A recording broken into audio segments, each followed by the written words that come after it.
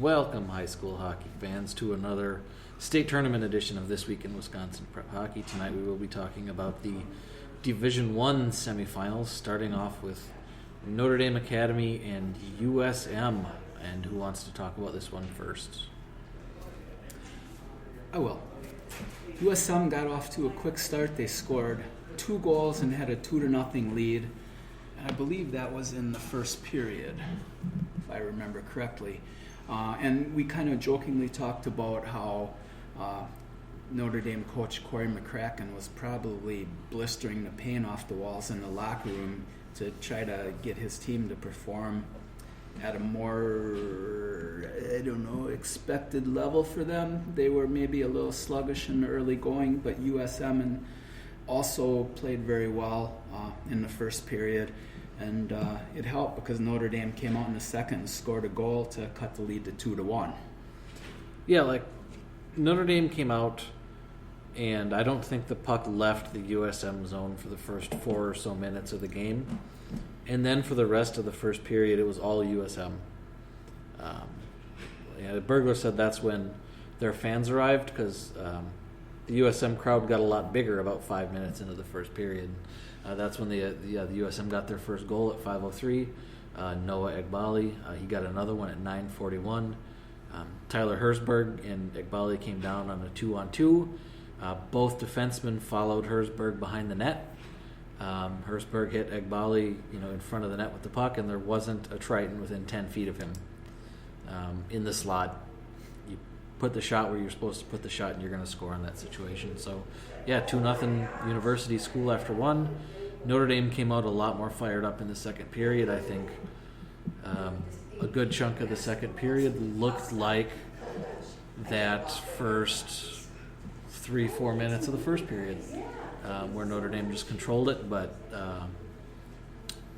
Patrick Kelly had several really, really nice saves in that second period. And then third period, it was all Tritons just running away. They really dominated most of that period.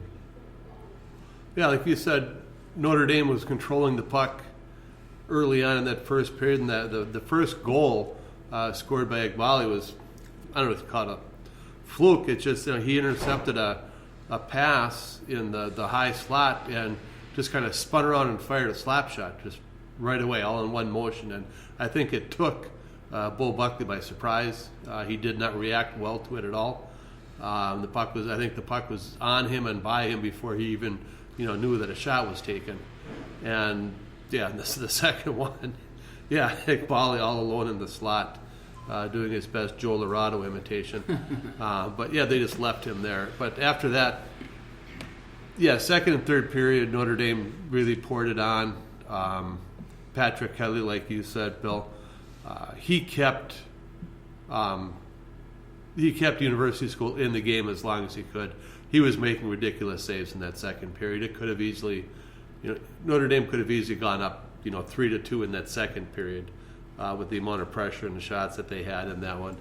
He kept them in it, and then his luck kind of ran out in the third period, and Notre Dame just kind of cruised to the finish line.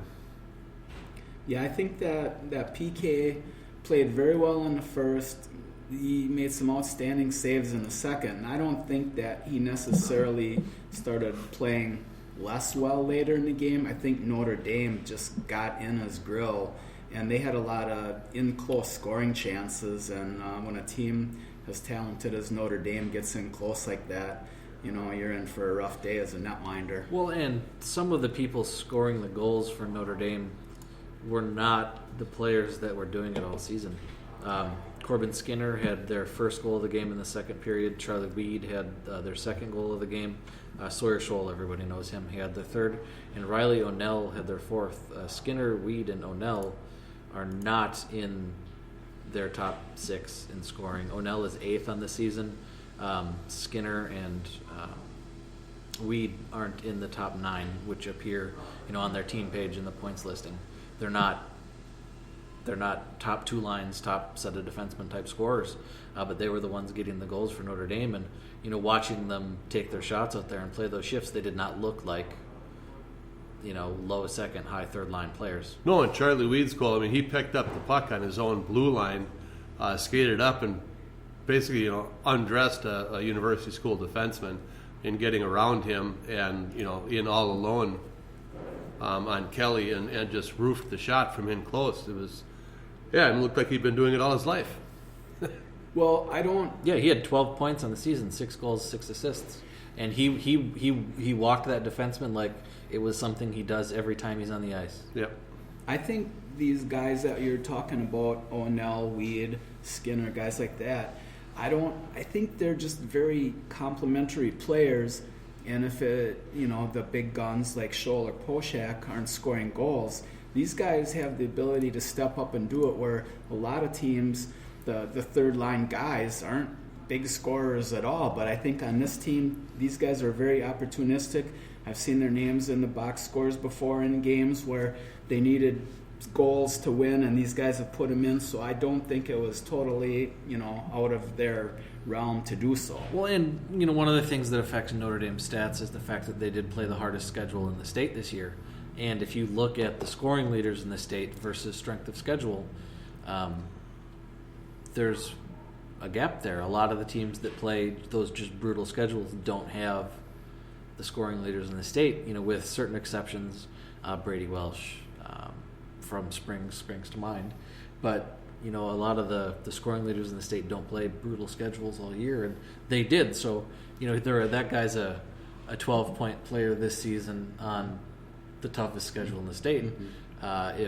If he was on another team that played a different schedule, he might be a 20, 30-point player. Yeah, and I wonder if there was some way that you could kind of analyze scoring versus strength of schedule. I would probably be willing to bet that Notre Dame would have at least 2 guys that would be like in the top 10 in the state, like scoring per schedule.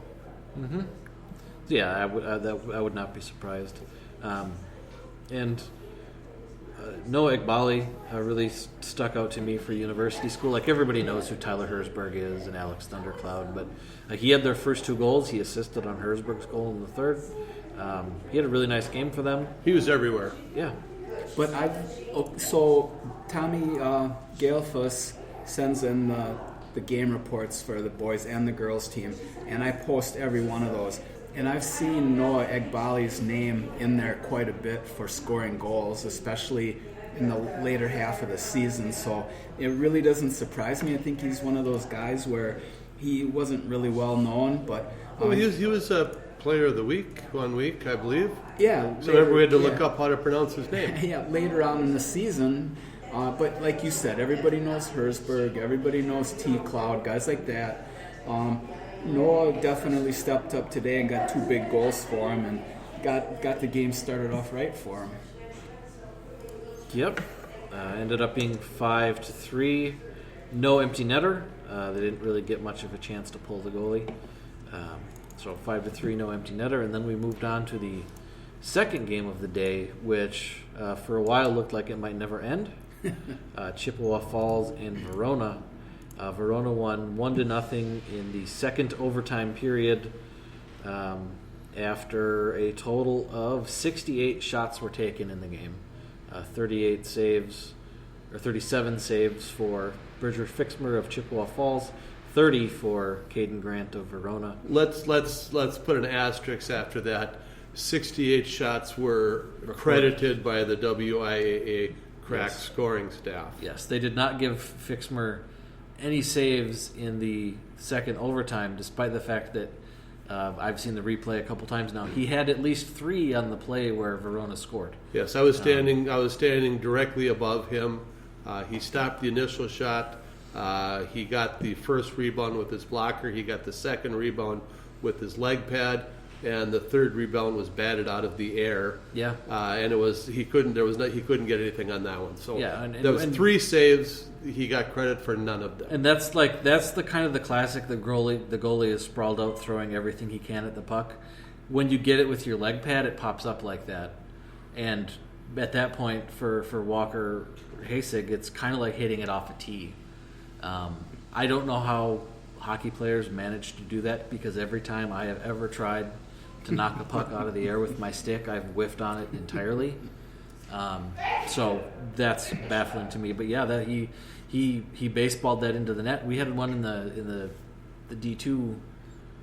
We had a baseball goal in the D2 one of the games as well. But yeah, he batted that in 3:21 of the second overtime. That was probably, I don't think it's unfair to say that's the best game we've had so far in the tournament. Oh, yeah. And what's funny, the shots were pretty even, 38-30. There's not much of a spread there, No. especially over 4+ periods of hockey. But like it wasn't even at any point. I left the scoring to go help MJ with some interviews, and then I came back, and all of a sudden I looked. The shots were fairly even in the first period. Then all of a sudden on the board it showed 25-20 in favor of Verona, and I'm like, what the heck happened this period? Chippewa Falls took the next 11 shots and narrowed it to 25-21. Yeah, they kind of took turns in the other team's zone. Yeah, they took turns dominating, and I think it was the top line on each team.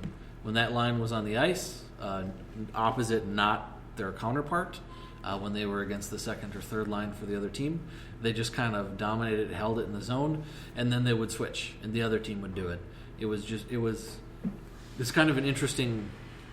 I haven't seen a game like that in a while where, I've seen even close games where time of possession is even, but not where it's like a big chunk for one team and then a big chunk for the other team, and then a big chunk for one team and then a big chunk for the other team. It was like the momentum just flipped back and forth like every so often, and the one team would dominate, and then after a while the next team would dominate. And I talked to a couple guys, Hudson fans, actually some of the stream guys. Todd Hess was one of them, and he said, for as well as Fixmer played against Hudson in the sectional final, he played even better today.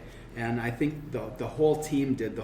To me, Chippewa Falls was just as fast, maybe at some points faster than Verona. They really took the game to them. The problem is, and as I called it in my game story, Verona wins the battle of the goalies. It truly was a battle of the goalies. 2 great performances today, and like you said, Webb, definitely the best game of the tournament so far. I think the biggest problem that Chippewa Falls had today is that on break coming into the offensive zone, they, especially in the first period, they settled for too many wrist shots from like the top of the circles. They'd get into the zone and get to the top of the circle and fire a shot in on Caden Grant. And am I remembering correctly? Is he a TW goalie? I think so. I mean, you're not going to score, 2-on-2 wrist shot from the top of the circles. You're probably not going to score on him in that situation. More often than not, you're not going to. In the later periods, they started getting more inside shots, more rebound chances. But yeah, that first period, I think they threw too many pucks at the net before trying to let something develop, which is not something I would normally say. Usually I criticize teams for the opposite. They're trying to be too pretty. But Chippewa Falls, that first period, I think they were just too antsy to throw the puck at the net, and Grant was gobbling them up, and there was no rebounds. And to that, you give credit to the Verona defenseman because the Chippewa Falls did not play a dump and chase kind of game. They tried to carry the puck in and make something happen, and the Verona defenseman just kept him to the outside. All we're going to give you is a weak shot from the outside of the circle. You're not going to get anything inside. You're not going to do it. These are your options. Right, and I think number 7, Jurens, who's been a highly rated player, played an outstanding game, I believe, and was a big part of keeping Chippewa Falls off the board. Yeah, and in terms of just the way they were shooting, Chippewa Falls was shooting high, so Grant was gloving everything. A lot less opportunity for a rebound when you shoot high. Verona was shooting low, and it's a lot harder to control those rebounds when they're hitting off your leg pads. You can try and direct them to the corner, but the puck hits the leg pad, it's going to pop back out somewhere. Yeah. And so Verona had a lot more rebound opportunities. So while the shots were pretty even, I think in terms of scoring chances, Verona had a pretty good edge. But Fixmer was awesome. Yeah, the shots were but WIA doesn't doesn't count rebounds. Yes. It's just the initial save. But yeah, there were times in that game for both goalies where it was, I was hearkening back to the Dominic Hasek commercials, having a slinky for a spine, as priceless. I mean, those guys were just rolling around and, you see a puck, you throw whatever's closest, might be your glove, might be the back of your head, might be your leg, but just throw something to where you think the puck is going to go and hope it hits. You can't. Yeah, it was a great lesson for all those goalies who live and die in the butterfly. Sometimes you just have to throw stuff at the puck and hope for the best. Yes. And that's what both goalies had to do in several situations today. Yeah, I was thinking that yesterday too. I can't remember which game it was, but there was a goalie that was not your conventional style for that particular game. I mean, he was on the ice rolling around, throwing pads, throwing arms, throwing a stick up, making the saves. And yeah, the Dominator came to mind for sure in that game and in today's game with Fixmer. So Verona wins that one 1-0. It was my heart hasn't beat that hard in a while down here.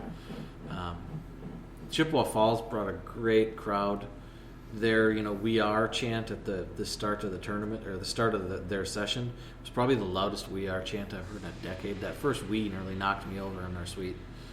Verona brought a really nice crowd. University School's crowd was not great when the puck dropped, but 5 minutes into the game, they must have had a couple buses. Yeah, their van buses loads were late. That were late, and yeah, their side filled up nicely. Even Notre Dame had a larger crowd than they normally do. Those two schools, Notre Dame and USM, I don't think either of them hits 400 students. Private schools, so you can't expect huge crowds out of them, but they both did pretty well. Well, either they had larger crowds than normal, or it just looked more full because they blocked off the top rows. Yes, they did to keep the fans a little more condensed.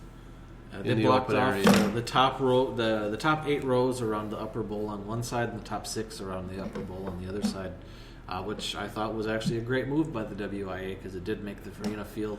No, it was by the Energy Center. No, it was the coaches. Really, the Wisconsin High School Coaches Association recommended they do that. Yep. Yeah, it worked really well. It made the arena feel a lot more full. It did.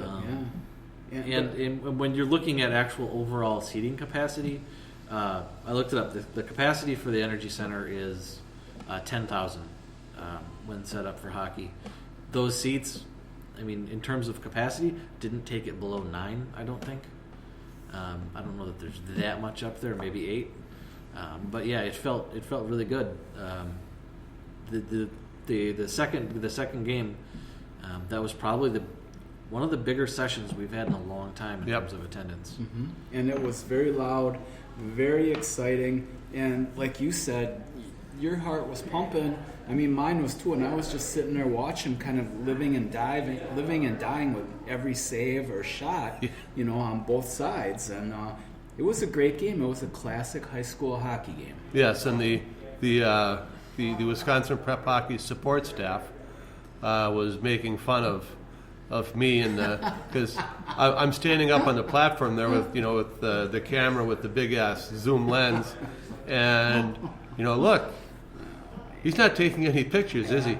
No, he's just watching the game. Yeah, it's easy to get lost in the game like that, though, isn't it? Yeah, it's a lot easier to take pictures than a bad game because you're not enticed to follow it quite so closely. But when it's a great game like that, you just the camera. Oh yeah, I'm because from that position we basically have real good angles at everything that happens on the other end of the ice, and I'm up there and damn, that was nice.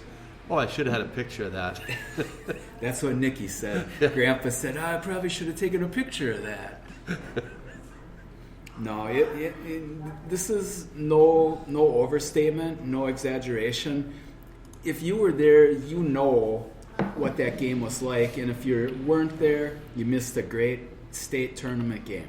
Okay, let's. At our awards ceremony, Kurt Dobbinspec even brought that up. His last game as a Badger was a 4 overtime 1-0 loss, and he knows the pressure that's on a goalie in an overtime game like that, where neither team can break the seal. That the pressure just builds on the goalie. Like every shot, every minute that goes by, it's like, oh crap. I thought I was going to take this as an opportunity then to segue into use Kirk Dobbins Peck to segue into our little awards thing before we get on with Yes. predictions for tomorrow. We did hand out our awards today, and then after that, the Wisconsin Hockey Coaches Association handed out their awards also.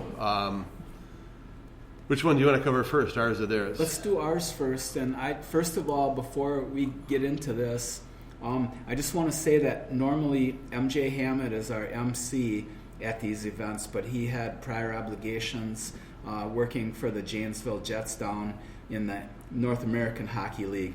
And Bill Jr. kind of on short notice stepped up. And I'm not just pulling your chain here, Junior, but I think you did a great job, and I think you enthralled the crowd and got them laughing a few times, and you did a nice job. Well, thank you. Now we have to remember who actually won, because that's on the other computer that I brought with me. So we're just going to kind of guess here. Well, you read the finalists, and we'll all. Yeah, the finalists, we'll start with the girls' side. The Molly Engstrom Award for the state's top defender.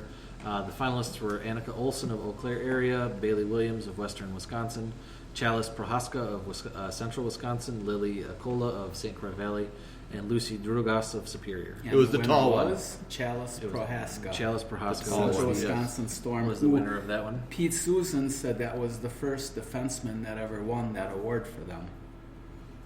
Yeah, looking at the list here of past winners, Josie Johnson, Paige Johnson, Ellie Woodman, Jason Reeves, Maddie Rowe, Anna Wilgren, and Charlotte Akravic. Yes. And past winner Anna Wilgren from Hudson was in the news this week. She set the single-season scoring record for defensemen at University of Minnesota Mankato. Well, I was going to say, what do those other list. winners have in common? Those were all what you would classify as the offensive defensemen.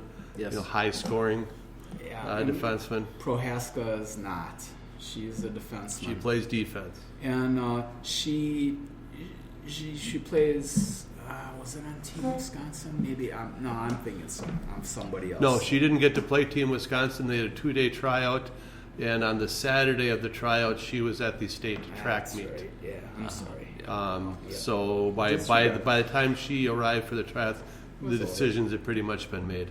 Yeah, and, Team Wisconsin is great, but when you're a two-sport athlete, sometimes it just doesn't work. Right. Okay. We always caution people on that. So then came the boys' defensemen. Boys defenseman, Davis Truiski Award. The finalists were Alex Thundercloud of USM, Jacob Conrad of Notre Dame Academy, Max Giblin of Hudson, Nathan Jurens of Verona, and Noah Pickert of Fondy Springs. Wow, 4 of those guys are in the tournament this week. And 3 of them are still active tomorrow. Yep, and the winner was T-Cloud, Alex Thundercloud of USM. And, I mean, that is a great list of defensemen. That's awesome players. That's back-to-back winners from U School.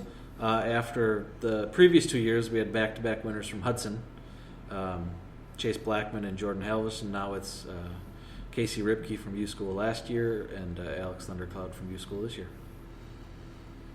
And then moving on to the glory-hogging forwards. From the Janelle Sergi Award, the nominees were Amber DeLong of St. Croix Valley, Hadley Malcolmson of Brookfield, Hattie Verstegen of the Warbirds Co-op, Madeline Jablonski of Fox City Stars, and Sydney Raths of the Madison Metro Lynx. Yep, and Madeline Jablonski just continued her run on awards this year. She won the Miss Hockey Award in the girls' banquet, and she won our Janelle Sergi Zog Sergi Award. A great player. She scored the game-winning goal last year in the state tournament final against Hudson. Been an awesome player for 4 years. Well deserving for her. And that's her second year in a row winning that award. Other than the first year we did it, every winner we've had for the Janelle Sergi Award has won it more than once. Alice Cranston won it the first year, Teresa Knutson won it the next 3, Nicole Unsworth won the next 2, and Abby Stowe from Eau Claire won the next 2. and now Maddie Jablonski with 2. So next year we're going to have to make sure there's some sophomores or juniors on the list so that the streak can possibly continue, because if we give it to a senior, that ruins everything. Yeah, and I mean, I don't think that, there's just carryover from the previous season. Jablonski had a great year. She's an outstanding player and definitely deserved it. So we'll have to see what happens next year, because she's going to graduate and won't be eligible unless she's like Gunnar Schiffman, a fifth-year senior. For the Joe Pavelski Forward for the Boys award. Maybe we should explain that one. Well, no. Okay. Well, Gunnar Schiffman is not a fifth-year senior. He just got linked to another player on our website somehow. And made it look like he has played for 5 years, but he's actually only played for 4. But he's got he a nice, redshirted that first year. Yeah, he's got a nice beard for a senior. Redshirted though. with a different name. We're jealous. Our Pavelski finalists were Brady Snedden, Brady Welsh, that's Northland Pines and Fondy Springs, CJ Lass from Onalaska Lacrosse, Nick Catalano from Arrowhead, and Peyton Hansen from Hudson. And Nick Catalano from Arrowhead was our winner. That vote this year, I tallied them up, came down to the final ballot. It was a tie between our top 2 vote getters until the final ballot. Nick Catalano won. Nick Catalano, playing for Arrowhead, I don't think got a lot of publicity, but I mean, we saw the numbers and we saw how the success that Arrowhead had this year. And but look at like Welsh and Snedden. There's a couple of good players there amongst all of them. Did you find it as maybe a surprise or something? Because Welsh gets all the publicity. I mean, he's a great player. Everybody knows him. Maybe this just highlights what kind of year Catalano actually had. Well, I think it helps that the only game this season that Catalano didn't record a point in was their 0-0 tie with Springs. He recorded a point in every other game Arrowhead played. They were an undefeated team, and he scored in all of them. So that's got to go a long way. And apparently the coaches must pay more attention than we do, because Arrowhead did play a tough schedule. They were classic. They were up there kind of high in the strength of the schedule, but they didn't play in any of the events that we like to cover. They didn't play in that beginning of the season tournament in Eau Claire. They didn't play in the showdown in Titletown. They didn't play in the Badgerland Conference tournament because they're not in the Badgerland Conference. And and they're over there in Milwaukee, and we don't get over there a lot. Yeah. So we didn't see him, so we didn't know much about him. Yeah. But I think the rest of the state and the coaches did. Well, and we had 2. I mean, we've mentioned before that Arrowhead kind of flew under the radar for us, and then we noticed, late December they hadn't lost, and then they just kept not losing. They had 2 finalists out of our 3 awards. I mean, they also had their goalie was a finalist. And to further move on with that, Nick Catalano was one of the 8 finalists for the WHCA Player of the Year award. And I believe the winner was on our Pavelski list. Mm-hmm. Who was that? We will talk about that. Okay. Spoilers. Teaser. And then our goalies, we'll start with the Jesse Vetter Award finalists: Abigail Severson from Viroqua, Emma Quimby from Hayward, Josie Matheson from Black River Falls, who was actually last year's winner, Pistol Cowden from Wisconsin Valley Union, and Sydney Seeley from St. Croix Valley. And our winner was Pistol Cowden, Wisconsin Valley Union. And I believe, didn't she win like 2 years ago? Or she was one of our finalists. Sorry. Matheson won 2 years ago. Quimby won last year.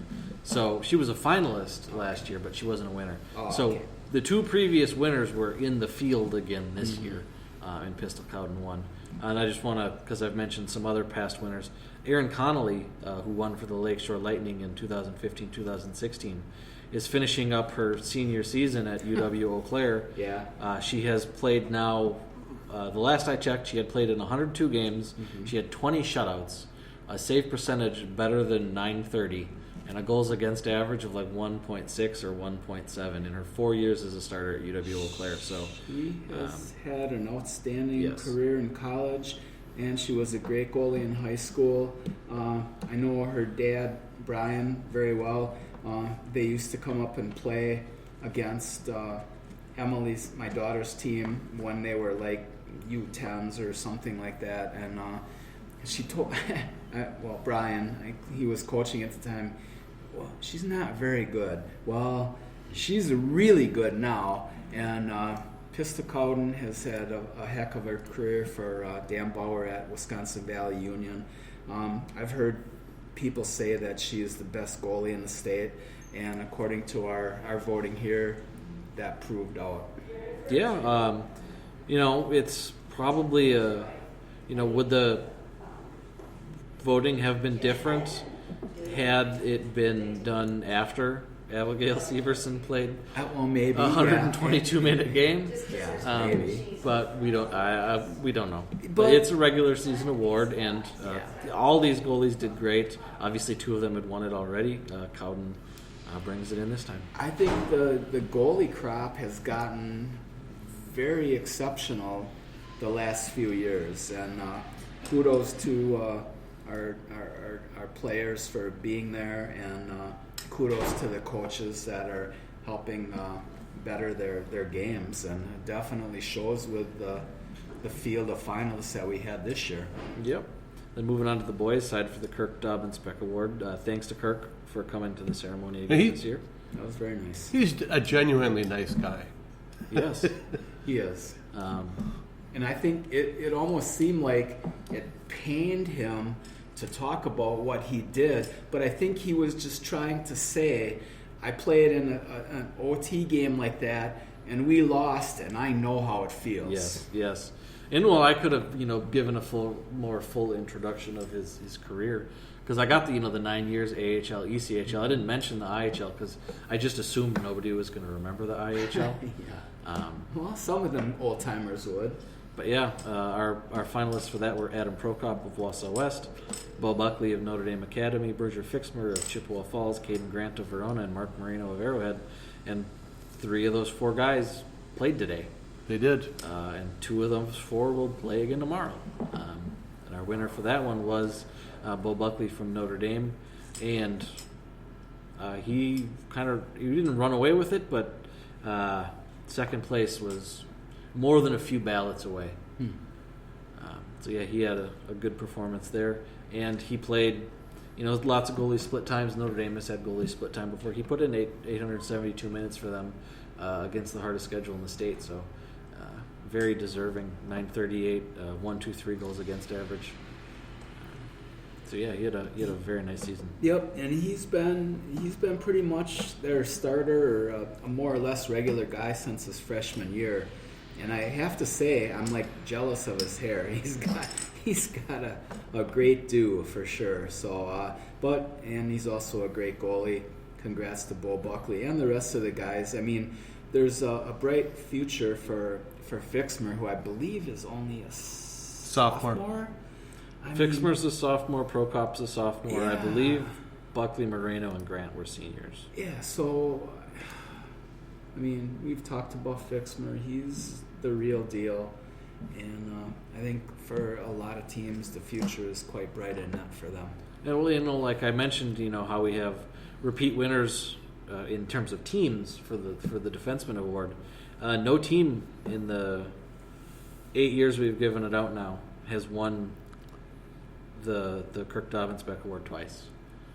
Spash, Cedarburg, Madison, Edgewood, Hudson, St. Mary's Springs, Waukesha, and now Notre Dame. Can we back up? University School is in there too. Yeah, Can we back up a little bit to the girls goalie? Sure. Did not Kenzie Torpy win that multiple times? We've had, Kenzie Torpy and Hillary Drake won it multiple times on the girls' side. I was just referring to the boys' side. Sure, yeah. Kenzie Torpy won it 3 times.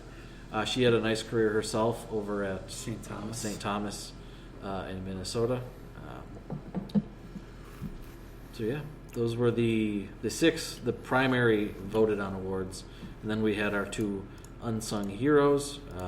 We're not going to list all the nominees for those because we'd be here all night. The winners were, I know for the boys, the winner was Alex Sternhagen of Northland Pines. He has battled some brutal injuries to keep going. He was wearing a cast. Yeah, he had a cast on his right wrist. Yeah, he's battled some brutal injuries. Ended his season, but he still shows up for coach every day. And then on the girls' side, it was Sierra Steele of Bark River Falls.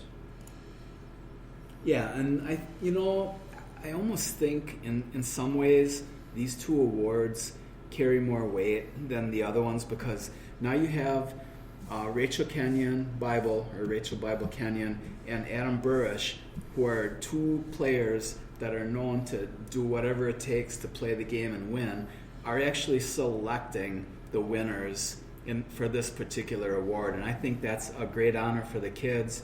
And the fact, like what you said, is that Burish even had called some coaches, and Kenyon might have as well, and asked them for more details about certain players. And I think that means that they are really interested in this award, A, and B, they want to make sure that the right player earns that honor.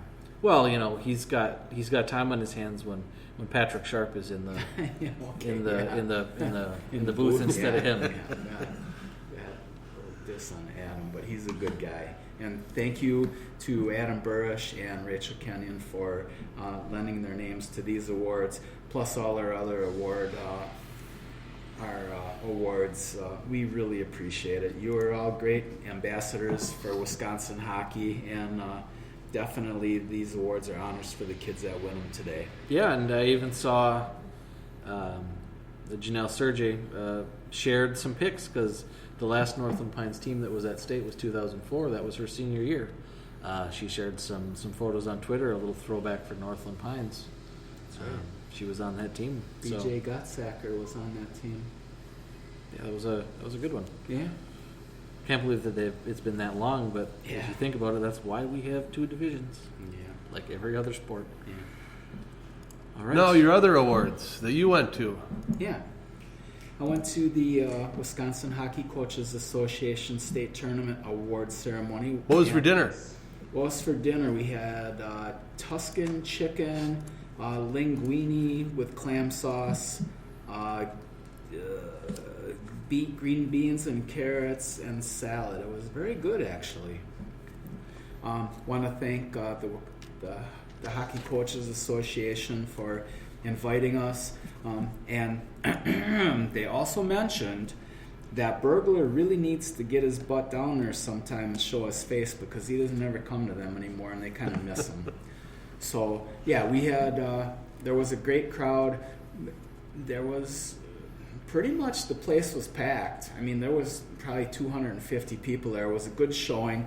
They had, but due to the logistics of the tournament this year, they only had the winners of the games, the four boys teams that were there, because pretty much everybody else had gone home.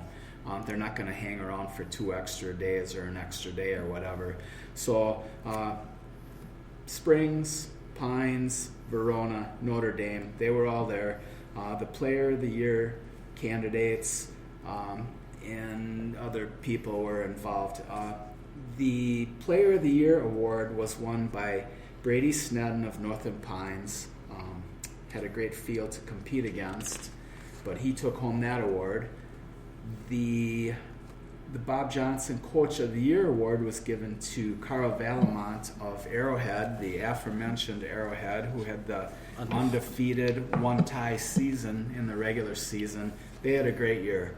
And the George Bauman Friends of Hockey Award was given to Rusty Mitch, a friend of all of ours from the Stevens Point area, who has put, I think he said, 27 years of coaching either as an assistant or a head coach in his career. So a great award for Rusty Mitch. Do you remember who won the academic champion was won by Mosinee. And I believe, if I remember right, their cumulative grade point was 3.82. Jesus. And, Rob Bradley, who was with First Choice Dental, was up there. And he said, he goes, I've been looking at this. And he said, I think, and you won't believe it, but hockey players seem to be the most intelligent when it comes to grade points and stuff like that than any other sport. And I mean, I don't know if that's a fact, but for a team to have a 3.82, that's pretty impressive. Yeah, David Cox actually brought up his team's GPA when he was talking to MJ today. He said he's got several 4.0s on his team, some 3.8s, 3.9s. That's right, he did. So yeah, that's good. I remember when I was in college, I went to the library on campus once, and there was this large group of guys off in the corner, and I asked the person at the desk, "Who's that?" They're like, "Oh, that's the hockey team." Another time I went back, a large group of people. "Who's that?" "Oh, that's the football team." I wonder if that kind of, hey, let's all get together and make sure our homework gets done kind of thing happens at the high school level. Because I know that in football or in college sports, that kind of thing happens because the last thing a college coach wants is a kid on scholarship to be academically ineligible. Well, the explanation that Ron Bradley gave, he did a nice little 4 or 5 minute speech, was that athletes learn discipline, they learn teamwork. Those are two of the biggest things that they learn, and they also know that they have to be able to get grades to play. And I can't remember exactly what he said, but it made a lot of sense. And he said that student athletes, in his mind, are better job candidates because they've had all of this going forward versus just somebody who just had to go to make grades and partied half the time and studied the other half. Athletes work a lot harder. And it helps, student athletes are better in the job market because they've had a tyrannical dictator yell at them that could be. for 4 years. Yeah. So that helps. Yeah, that's for sure. So now moving on to tomorrow, we can say that tonight. Tomorrow's D1 championship game, number 1 Notre Dame versus number 3 Verona. These two teams played twice this season. Verona, the only blemish on Notre Dame's otherwise perfect season, they beat them 3-1 on December 28th at Cornerstone Ice Arena, and then the next time they met, Notre Dame won 3-2 at Marathon Park in Wausau. So that's a pretty slim margin to be working with. Yeah, it's going to be, I honestly think that all 3 games, and we've talked about the other 2 already, tomorrow are going to be coin flips. There's in my mind, no clear-cut winner. I think whoever gets the breaks, and that's a cliche, obviously, is going to win the game. There's going to be certain things. Verona, I think, has a tendency to get a little excited at points in the game and maybe go into the box, and that costs them a little bit. They did not do that today. They didn't go to the box for it, but they did have moments where, I'm not going to name one of their players, he thought he took a penalty. None of the officials on the ice thought he took a penalty. I didn't think he took one in the booth, but he spent a good 15 seconds just standing there with his arms up. Yeah. Like, what is this? Like, and then he moved to where he was supposed to be on the breakout. Arms still up. Where's the penalty? And I'm like, but thankfully for him, he didn't open his mouth, or he'd have got 2 for unsportsmanlike, and he'd have given the other team, the power play. But but I think they know this now, and I think a part of the explanation for today was, and we talked about this earlier, don't remember if it was on the air or not, if the game gets out of hand, it might happen. And the game really never did get out of hand today. It was pretty equal the whole way, so it's like they got to be on their best behavior, and they did. And I think that's what MJ said, yesterday, is if Verona starts getting frustrated, they will take penalties, and that didn't really happen today. No, it was a good physical hockey game, but neither team was taking cheap shots at the other one. Yeah. Other than there was one interference penalty on Verona that gave them a beautiful 2-on-1, but the 2-on-1 didn't count because the guy who cleared the lane for the other player got called for interference. He lead blocked beautifully on that play. But that was nothing. That wasn't cheap. It was just or nothing. No, it was just, there was nothing cheap, so there was no reason to get frustrated. And that game was so tight, neither team wanted to take a penalty. No. Verona took one in the overtime, 2 in the overtime actually, and in both cases, neither player complained about it. They didn't, get frustrated, start yelling at the ref in overtime. They just skated to the bench. Yeah. Well, wasn't the first one, wasn't it like a turnover, and the Chippewa Falls guy was going to be able to walk in on the Yes. goalie? So the guy, the Verona defenseman who turned the puck over, just kind of like grabbed him and Yes. said, "I know that's a penalty, but I have to do it." So yeah, I mean, and penalties happen in hockey games. They Yes. just move fast. Sometimes a guy gets by you and your arm goes out and you bring him down. I mean, it happens. It's not cheap. So yeah, I mean, both teams played really well in that way. I'm looking at the two Verona Notre Dame games. Both of them were 36 to 32 in shots, 4-shot advantage. Both times for Notre Dame, so that's really even shot totals. But there was the one period in each game where Notre Dame kind of took it to them, but Verona, hang on and won the first one, and Notre Dame came back and won the second. We mentioned yesterday that I think Springs has a higher ceiling than Pines, but Pines has a higher floor. Watching them both today, I think Notre Dame has a higher ceiling and a higher floor than Verona, but it obviously hasn't mattered the two times they've played. Two really close, really tight games. And I think because they're both at a level where Notre Dame, being maybe slightly more talented, isn't that big a deal because there's only so much ice you can cover. And Verona's defensemen, they move backwards very fast. Like you said, Chippewa Falls was not going to dump and chase. They were trying to bring the puck in.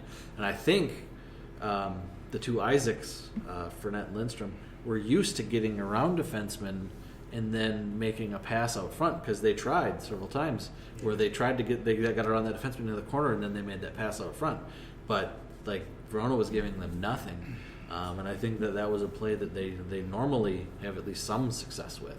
So I think that worked. I think Verona's defense is going to be what keeps them tight with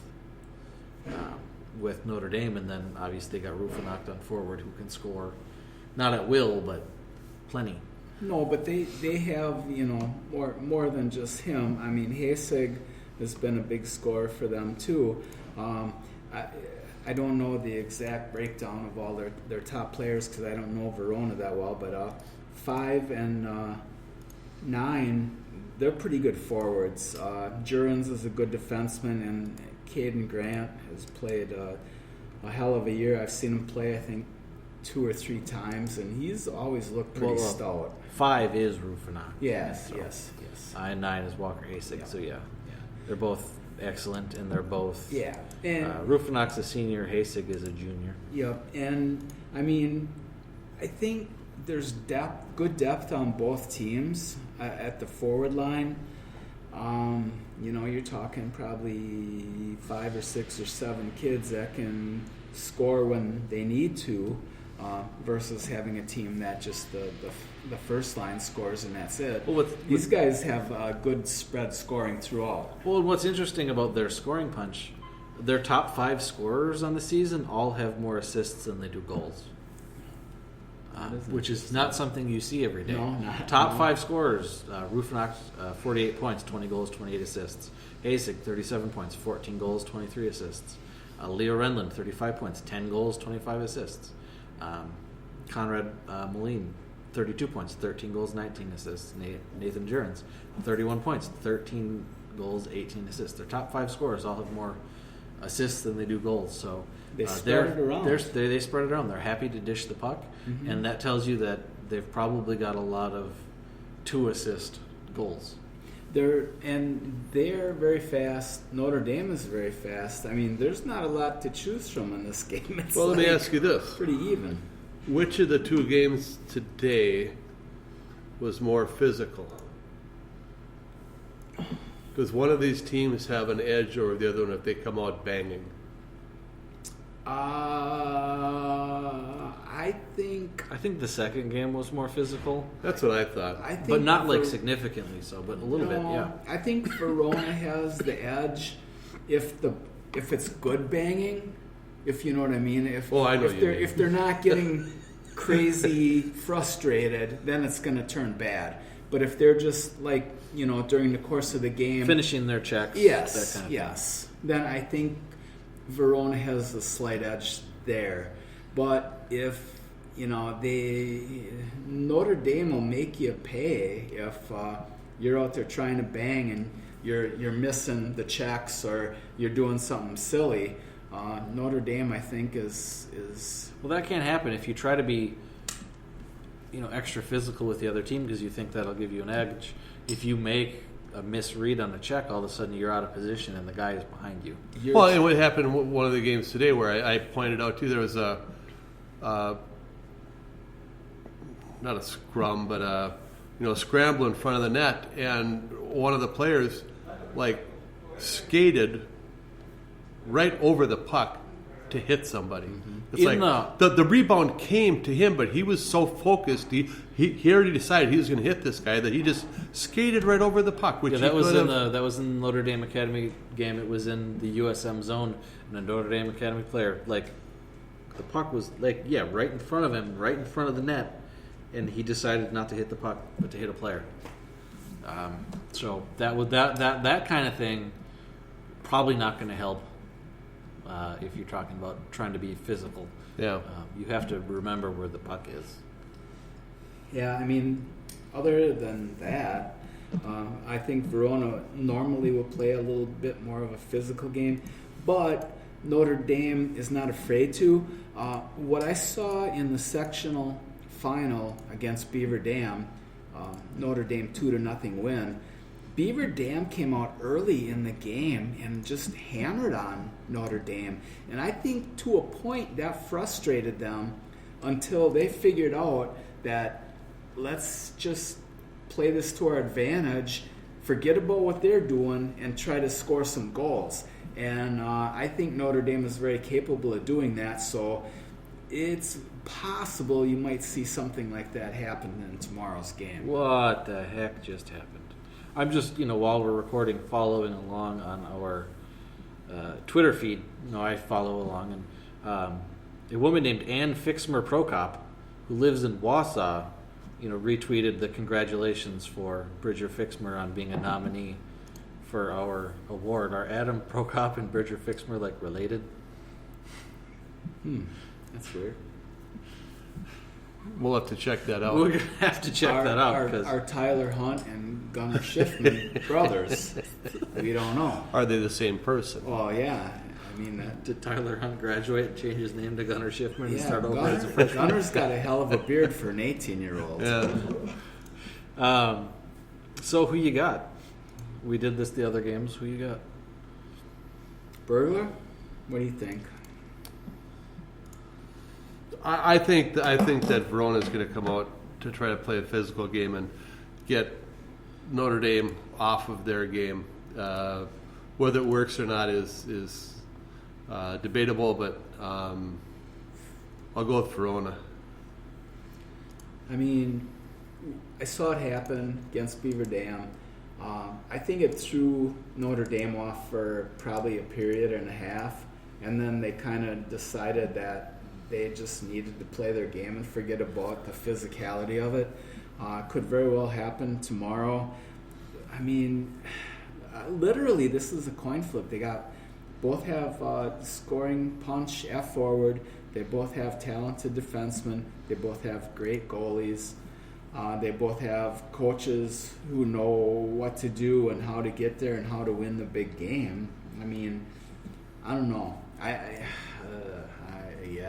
Can I defer just for a minute? Let me think We'll about let this. you flip a coin if that's... I might have to. In all the years we've been doing this, and I've seen Notre Dame at the state tournament many times, one thing I've noticed from them is that they never show any panic, even when they fall behind. And when they fall behind, they never show a sense of urgency. And today that worked out for them. They fell behind USM, but they just kept playing the way they were going to play anyway. Yeah, and eventually, because they were the more talented team, they ended up coming out on top. Yeah. A few years ago, when basically they got sucker punched by Middleton, they didn't do that. This was a whole different group of kids, but the same coaching staff and style. They kept playing their game, and they kept not scoring. And as time wore on, they never showed a sense of urgency. So for Verona, the key is going to be to get out early and like USM did, and get a couple of goals, because you know that if you can shut down Notre Dame doing what they normally do, they never seem to, at least in my experience watching, they don't seem to adapt to what's being done to them. They just kind of keep doing their thing, and because they have overwhelming talent most of the time, it works. So if you can shut them down in their base formation and get a lead, you can hang on to it, because they don't show that sense of urgency. But I do think they're the more talented team. I think, the record speaks for itself, but that one blemish just happens to be the team they're still facing. Bottom line? Yeah. Bottom line, I am going to go with Notre Dame for no other reason than they're further north. I didn't realize it at the time, but my picks yesterday were Pines and Fox Cities, which are also the two further north teams in those two championship games. So, and how did you do on those? They haven't been played they yet. haven't been played yet. They play tomorrow. Okay, I gotcha. I was thinking semifinals. No, okay. We didn't do picks for the semifinals. Yeah. All right. So we'll come back to me. These are two equally balanced teams. I think they're pretty equal in everything that they do. But I think I'm going to give the slight edge and the nod to Verona, simply because if you compare what happened in today's game against University School to tomorrow's game versus Verona, and I like Patrick Kelly for USM. I think he did a great job. He just got kind of overwhelmed at the end of the game. But the same thing happened to Grant today. And whether it was help from his defense or forwards on the back check, I think they are just a little bit better. So I'm going to give the nod to Verona tomorrow. And we've talked about how Notre Dame had the toughest schedule in the state this year. That was for the regular season. Their playoff schedule was pretty light, whereas Verona had to go through Edgewood, and then they played this game with Chippewa Falls that was the best hockey game several of us have seen in years, whereas after that first period, Notre Dame really took it to University School. So Verona might be a little more keyed up for that top-level game than Notre Dame Academy is right now. With a caveat going to that prediction that Verona's got to stay out of the box. I mean, if they keep their penalties to a minimum and don't hurt themselves, I think the odds of them winning are a lot better. I'm still picking Verona, and it's going to be a one-goal game. It's or maybe 2-goal with an empty netter or something, but it's going to be a close game. It's going to be an exciting game. We're not going to have any stupid 6-0 shutouts in the state final game. So we had a 7-1 state final 2 years ago in a seeded tournament. We don't like that. No, we don't. We want a close game, but we don't want overtime. And you mentioned penalties.